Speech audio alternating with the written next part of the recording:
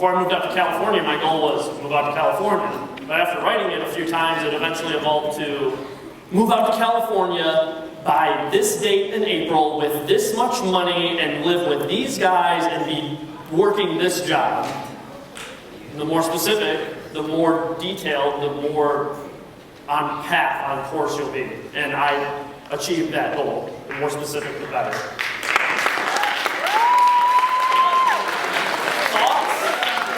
Thoughts create reality. Everything in this room, this microphone, these cameras that are filming, the glasses that you may be wearing, the stage that we're standing, the lights above us, the clothes on your backs. Everything just started as an idea, as a thought. Thoughts create reality. I actually want to be a plastic surgeon to help out other cleft palate kids.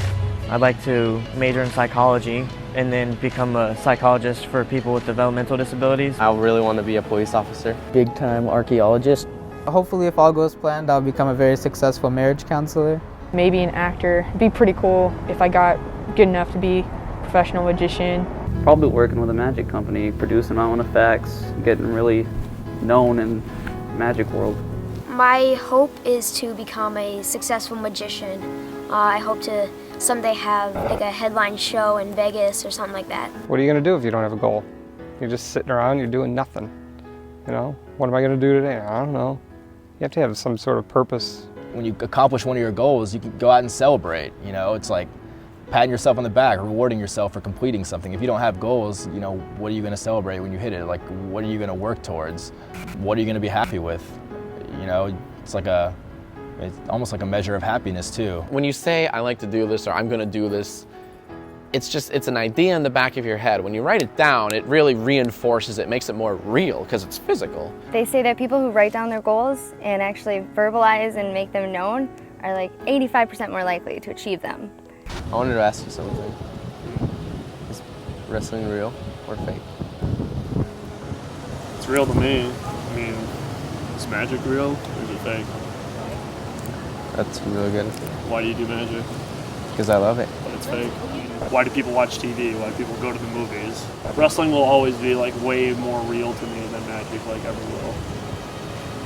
That's something that he's been passionate about ever since he was a little kid.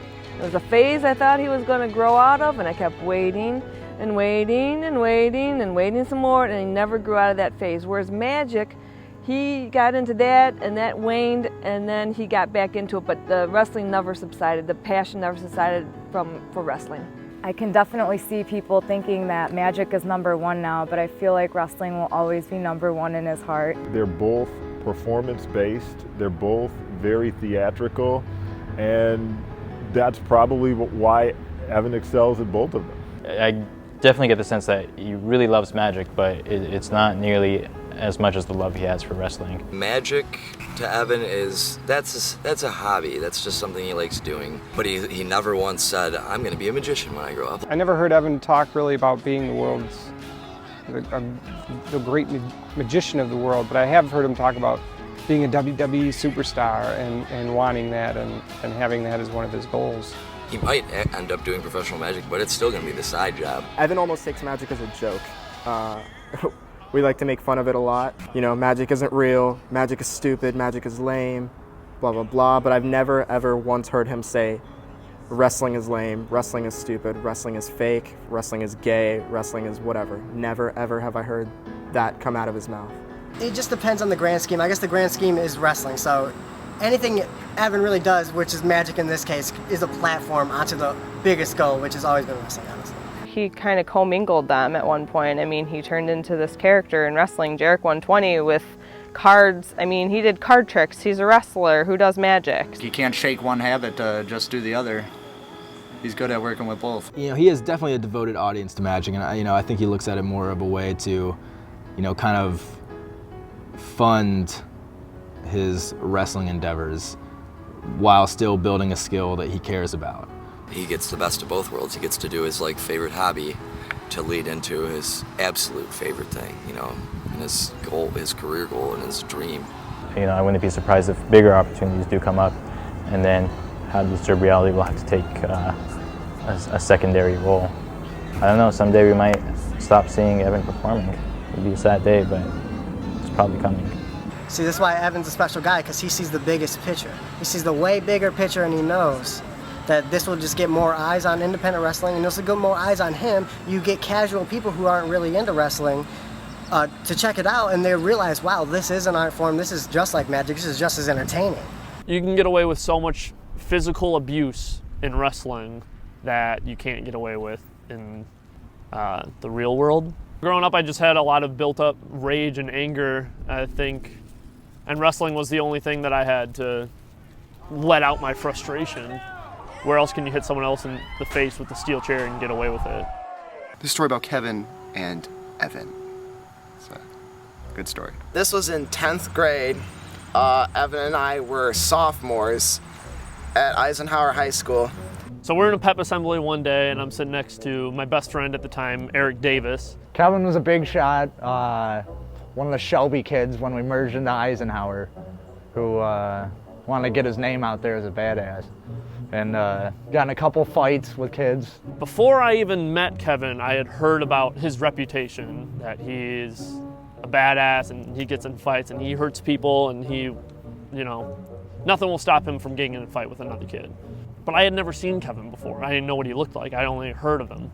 So we're in a pep assembly one day, and me and Eric are just having fun, being kids, acting out, and screaming. Well, I mean, we were all into it, but Evan's voice with it was way funnier. We would scream things in the hall, especially Evan. We would scream things like, "I've got a gun," and detonate the bomb. We were being obnoxious, as usual, at the pep assembly, trying to be heard over people talking on the mics or whatever was going on. And then, so Kevin kept telling us to shut up. He said, like, if you scream one more time, like, I'm gonna beat the shit out of you. So that's when I looked over and I went. I'm just like, whoa, like, what did you just do? Let me tell you, Kevin did not appreciate this. That was big. It just was like this spray cloud across this kid that is like a known fighter and kind of crazy, hard ass that loves starting shit with people. Then Kevin's like, "Did you just spit at me? Did you just spit on me? Do it again. Do it again. Do it again." And then it's like Jim Carrey and Ace Ventura. Evan starts.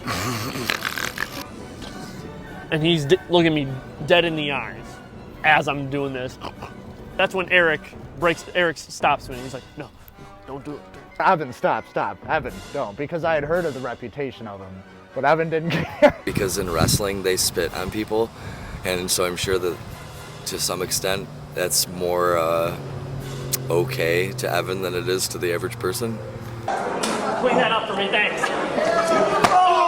Oh my God, dude. So Kevin basically put his name out there and told him he was done, and there was going to be a big meeting at the, or a fight in the neighborhood, right at Evan's house. And then Evan went to me, asking for advice on if he should fight him, and if he does fight him, how should he beat him? And he asked me because a year prior, me and Kevin got into a bit of a fight, and I won until the end when I lost pretty bad. I went to the hospital, so that was fun. It didn't even hurt though. Of course, Evan being my friend, I was down to protect him no matter what, in case Kevin brought his posse of Shelby kids with him. Kevin was supposed to come to Evan's house, and they were gonna fight, like have a serious fight, and I actually went to Evan's house. When I finally pulled up, came flying down the street, there was about 30 to 40 kids walking around, just kind of standing across the street awkwardly waiting for something to happen. I pulled in the driveway and opened my trunk and started handing out weapons and bats and stuff, ready for this to go down. Everyone knew that we were going to fight after school. Even the teachers. The teachers went to the principal went to Kevin's parents. We found out that Kevin wasn't going to show up, said it wasn't worth it because he couldn't get in trouble again, otherwise he'd go to jail. Me and Kevin aren't like friends, but we're not like enemies with each other anymore. Now that I mentioned that, that's another thing. Like when I first met Joe Nash, like we hated each other. He would kind of write his journals about me and how ugly I was and how I had no friends. So then I would listen to his conversations with people he would talk to, and he'd always talk about movies. I would run home and I'd go through like a bunch of magazines and try and find reviews of the movies he liked and find the most negative review of those movies. And then I would cut them out and then I'd bring them to class and give them to them and say, oh, you want to be a filmmaker, you should get better taste in what you watch, buddy. Now we're best friends. Here's a game that me and Joe used to play when we were younger. It'd be like 1, 2, 3, 4, 5, 6.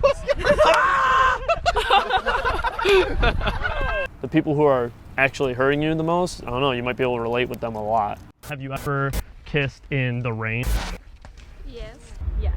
No. No. Does that make you sad? Yeah, Not happy about that one? If you were given the opportunity to like kiss in the rain, would you? It's about to rain, isn't it? You would kiss in the rain again? Yes. You haven't yet.